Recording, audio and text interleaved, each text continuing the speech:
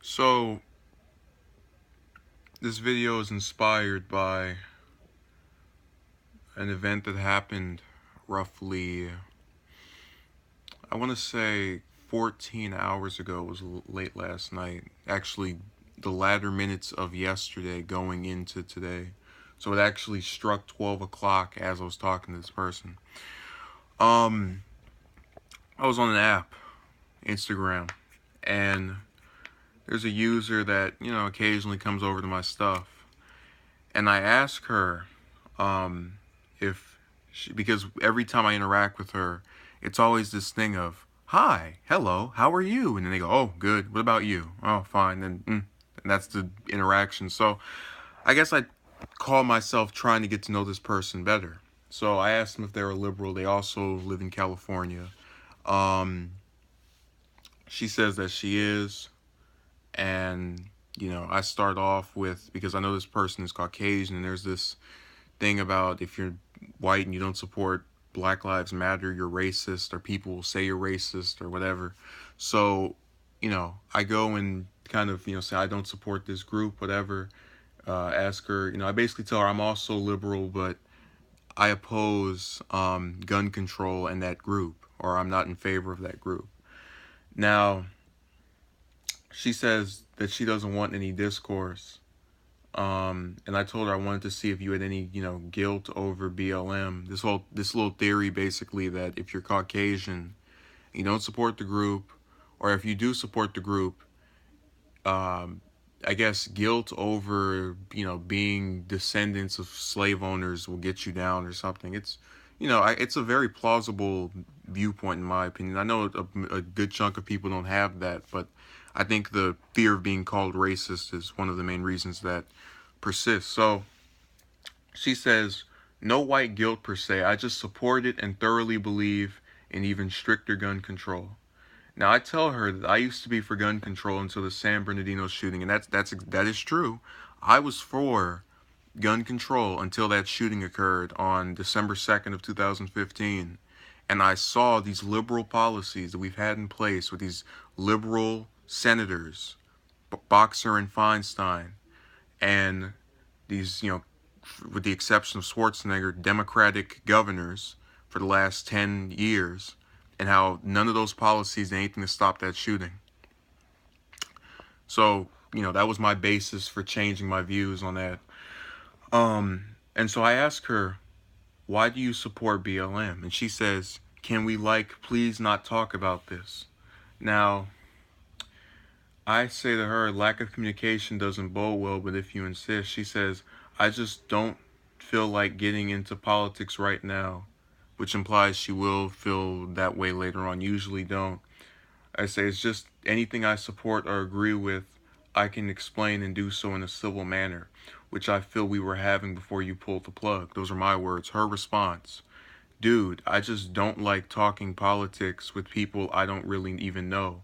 It's a personal choice, and I'd appreciate if you'd respect that. So I was a little dismayed by, that response. But I thought about another time where I tried to do the same thing, because I kind of went into this expecting the person to have a different viewpoint on at least something from me.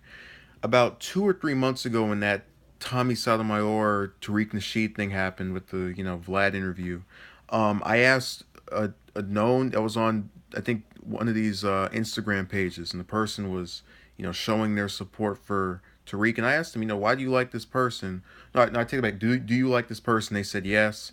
I asked why. Can you explain why they refused and they blocked me? But it's so amazing to me, because I've always been this person that, for anything I like, for anything I do, I can give a justification for it. You can disagree with my justifications, but I still can tell you why I feel a certain way or view something a certain way, and try to act on reason.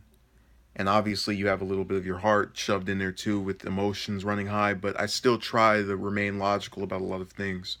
um but what's incredible to me is that in trying to have those views and those values and sort of keep them in place as I go through my daily life, there is an overwhelming problem we have within, I'm just going to say the US because both of these people lived in the US, um, of communication being barred from circles that would call themselves in the right. You know, you go back to Mussolini era Italy, and he was using his secret police to bar freedom of speech, to make it to where those opinions that opposed him were not heard, and to make communication a difficulty. Now, you go fast forward 90 years later, and even though these people don't have, the political power to do so, they are in effect doing much of the same to bar that level of communication in regards to themselves. Now, we all have the right to turn down a conversation, no one's disputing that, but these are the same people who, behind closed doors and sometimes to your face, would call you a racist, would call you, an Uncle Tom or some other derogatory term, off of seeing or hearing you talk about something, not directly to them, which confuses me because I would think the biggest, I guess, person who I would have a problem with would be one who had a viewpoint but wouldn't bother to explain it or talk about it to anybody. It feels as if something in the midst of this is wrong. That you say you support this group, but you cannot justify it, and nor can you discuss it. And I'm truly, because of this, I am truly led to believe that there is no reason that this particular person supports BLM that they can use toward me or in a response to me and justify it with a sense of validity. If somebody tells me, why do you oppose it, and I say, blacks get killed 9 times out of 10, and then, start reading off these statistics, I genuinely believe in what I'm telling you. I genuinely believe what I am telling you is factual, is correct, is accurate. And, I believe in it for that reason. I don't have this problem where I want to be closed minded and keep my biases. I'm a person who's changed, I feel, a lot over the last 2 to 3 years. I can recall a time where I was in favor of the death penalty back in middle school. And, lo and behold, later on, I'm not for it. I can recall a time where, I was in favor of, as I mentioned earlier, gun control. And now I'm, not in favor of any legislation supporting that. So I really think that when you close off dialogue in the way that these two people did, you lessen yourself from being able to just grow as a person. Because think about it. Most things we learn are learned through reading, through hearing it, or through experiencing it. Let's pretend that one day you have your TV on and it's on the History Channel and they start talking about World War II and you go, invasion of Poland? I don't want to hear about that, and just turn it off. You would have never learned that that's considered the start of World War II. You would have never learned anything about it other than maybe its name, just in passing hearing it. Let's pretend that you're in your history class and your teacher starts talking about, let's go skip a couple of decades forward, Trump. He's like, my grandfather said he was racist. I don't want to hear about that. And you bring some earplugs. You would never hear about any specific policies he had, such as wanting to build a wall, any campaign winning strategies, such as getting all this free advertising or, you know, taking most of the media's attention. You would not learn any of that, not because you're stupid or because you don't like the person that or the topic that is being discussed, but because you won't even so much as listen to something that is not already in your prejudices and biases. I guarantee you, if I went up to that user and said, oh man, I love Tariq. Oh yeah, let's talk about him. He's great. They would have said that probably the same thing. We probably would have both started talking and might have even had the, good acquaintanceship. But because I had an opposing view and I, went in there and asked them, why do you feel this way? trying to understand their viewpoint, they denied me. And the same thing with this user. They could have told me, what they feel. Probably wouldn't have changed my opinion, but I still would be able to see where they were coming from. I was reading this book by this guy named Norm Stamper, and it's called How to Fix America's Police. And he, states that blacks are getting killed disproportionately by officers.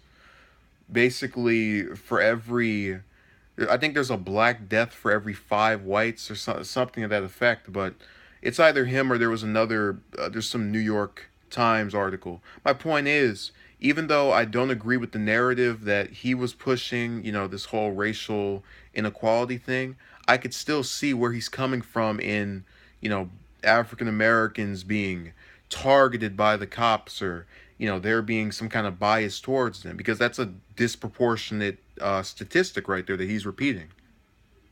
But I'm still keeping with my own views, but understanding his. It's, I really don't understand, and I know this video is only going to get maybe 2 or 3 views, but if anyone watches this and has even made it to this point, because a lot of people do this thing where they'll watch 2 minutes, go, all right, well, bye. At least, if you disagree with something, try to hear the other person out.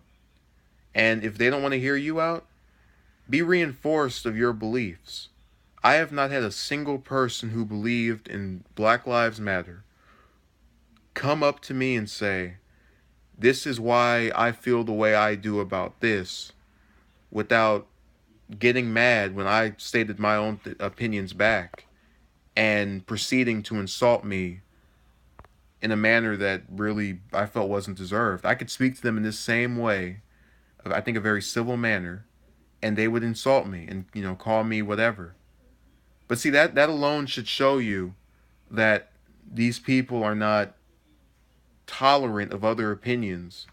And if they are, which I think she is, they don't want to hear anybody else's but theirs. They need to just be constantly cloaked in this minefield of their biases, to where they can't let anything get past it, because then they might have worries and doubts about their views.